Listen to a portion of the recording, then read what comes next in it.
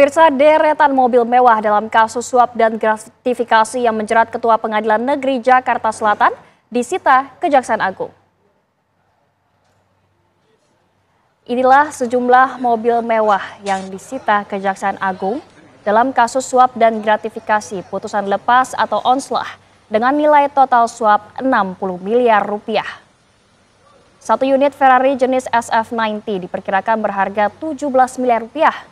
Kemudian, Nissan Nismo GT-R yang memiliki mesin turbo dengan tenaga fantastis yang diperkirakan harga di pasaran tembus 3,3 miliar rupiah. Ada pula SUV premium yang dikenal dengan keandalan dan daya tahannya, yakni Mercedes-Benz G63 dengan harga 7 miliar rupiah lebih. Kemudian ada Lexus RX 500h, SUV premium performa hybrid yang harganya di atas 1 miliar rupiah. Selain barang bukti mobil, penyidik Kejagung juga menemukan uang tunai dari para tersangka.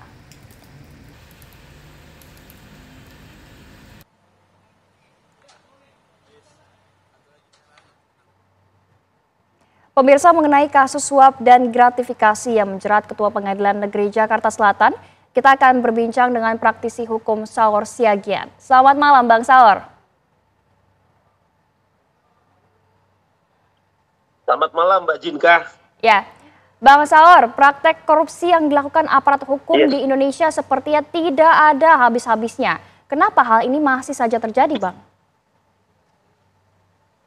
Iya, saya berkali-kali dalam diskusi-diskusi talkshow seperti ini mengatakan bahwa karena penghukuman kepada para pelaku ini, apalagi para penegak hukum yang mestinya mereka ini teladan, tapi malah sebaliknya hukumannya terlalu ringan.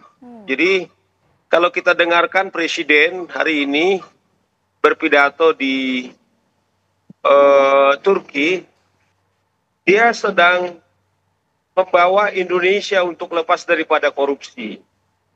Nah, kalau kita lihat bahwa beberapa waktu lalu Ketua Pengadilan Surabaya, kemudian juga 3 hakim juga kena. Nah, ini menurut kita atau menurut saya seakan-akan ini perbuatan biasa-biasa saja. Seakan-akan semua pengadilan ini, kalau ini kan masih beberapa waktu yang lalu, peristiwa Ronald Tanur, katakanlah. Nah, kemudian terjadi. Nah, oleh karena itu saya kira sudah saatnya apa yang dikatakan oleh Presiden, katakanlah ancaman untuk hukuman mati, Mbak Zinka, saya kira itu sudah tepat dilakukan dan dimiskinkan mereka. Kalaupun katakanlah sekarang publik meminta supaya RUU perampasan aset itu segera, kalaupun misalnya katakanlah DPR tidak setuju, Presiden bisa mengeluarkan yaitu Perpu perampasan aset. Nah, namun katakanlah instrumen yang ada itu masih bisa kita gunakan, yaitu Undang-Undang Pencucian Uang, itu juga mungkin segera kita lakukan. Nah, oleh karena itu kita minta betul-betul Jaksa Agung dan terlebih pengadilan. Jangan juga ini kemudian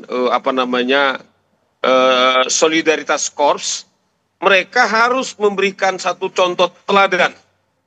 Karena ini adalah penghinaan bukan saja kepada peradilan, tetapi ini menyangkut minyak goreng yang pernah langka. Ini menghina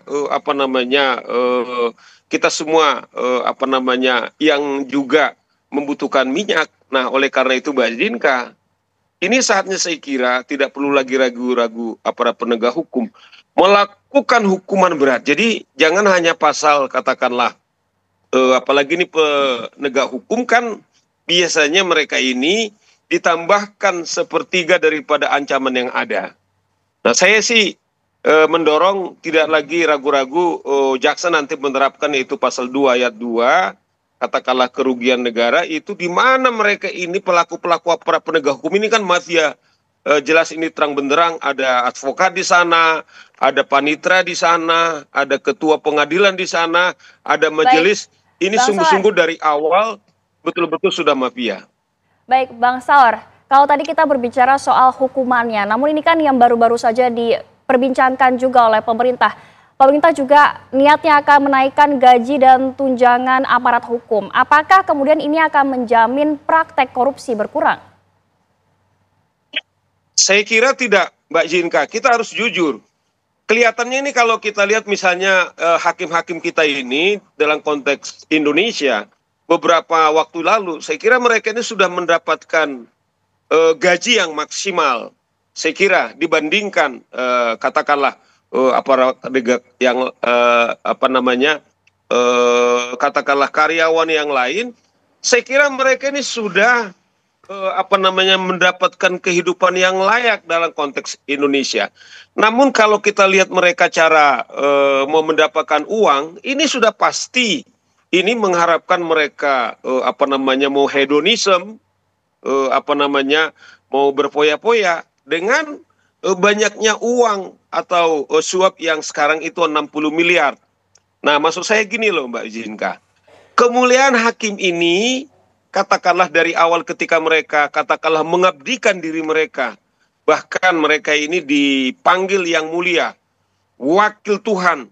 Saya kira kemuliaan mereka ini bukan di pendapatan semata-mata, tetapi demi keadilan yang mereka bangun kepada seluruh rakyat Indonesia, itulah esensinya. Nah, dengan gaji yang sekarang, kalau kita pikir untuk kebutuhan dia makan, kebutuhan anak-anaknya sekolah, saya kira sudah cukup Mbak Zinka. Jadi tidak ada alasan. Ini saya kira bukan berkaitan semata-mata fundamental soal pendapatan mereka, tetapi tidak punya harga diri, tidak punya visi tentang panggilannya sebagai penegak hukum khususnya hakim, sehingga kelakuan ini atau tindakan korup ini mereka lakukan Mbak Zinka. Saya setuju misalnya Pak Presiden katakanlah mau mendorong, tetapi itu adalah alasan yang lain. Alasan fundamental adalah mereka-mereka ini tidak punya penghayatan tentang pekerjaannya, tidak punya harga diri, bahkan kita mengatakan mereka ini saya kira saat ini adalah aparat penegak hukum mayat-mayat berjalan ini karena tidak melakukan sumpah mereka sebagai hakim atau advokat atau panitera sekalipun. Baik, Bang Saur, lalu usulan Anda apa nih kira-kira sistem atau strategi apa yang harus dibangun agar praktik korupsi di Indonesia dapat berkurang khususnya di lingkungan hakim? Saya kira pengawasannya begini, kita ini kan sudah punya pengawasan, yaitu kita punya komisi yudisial yang memang ini dibuat selama ini adalah untuk menjaga martabat daripada hakim itu untuk melakukan pekerjaannya baik. Nah, mereka ini selama ini melakukan penolakan tentang peran-peran maksimal daripada hakim-hakim itu sendiri. Nah, yang kedua saya kira perlu keteladanan. Saya percaya adalah mereka-mereka ini melakukan ini karena memang tiada teladanan. Beberapa waktu yang lalu misalnya kita masih melihat ada mantan katakanlah pejabat di MA yang diduga menjadi makelar perkara, bahkan dikatakan sudah hampir 10 tahun dia melakukan, bahkan uang ditemukan hampir 1 triliun. Ini adalah sudah sangat serius. Nah, kita minta juga kawan-kawan di Mahkamah Agung sungguh-sungguh serius dan mereka memberikan teladan dan memberikan tindakan keras kepada setiap orang yang melakukan praktek-praktek suap seperti ini. Saya percaya karena tidak ada keteladanan saya kira dari pimpinannya, sehingga mereka berani. Ini kan menyangkut ketua pimpinan ketua pengadilan, bahkan hakim, kemudian panitera. Artinya adalah praktek mafia di pengadilan itu betul-betul nyata. Nah, dengan mereka katakanlah mau diawasi, sungguh-sungguh bukan malah melakukan perlawanan-perlawanan. Ini saya kira keluhuran tindakan mereka itu bisa terpelihara. Itu menurut saya Mbak Zinka. Baik, Bang Saur, terima kasih banyak telah menyempatkan waktunya untuk bergabung di Kabar Utama malam hari ini, Bang. Semoga selalu dalam keadaan sehat, Bang.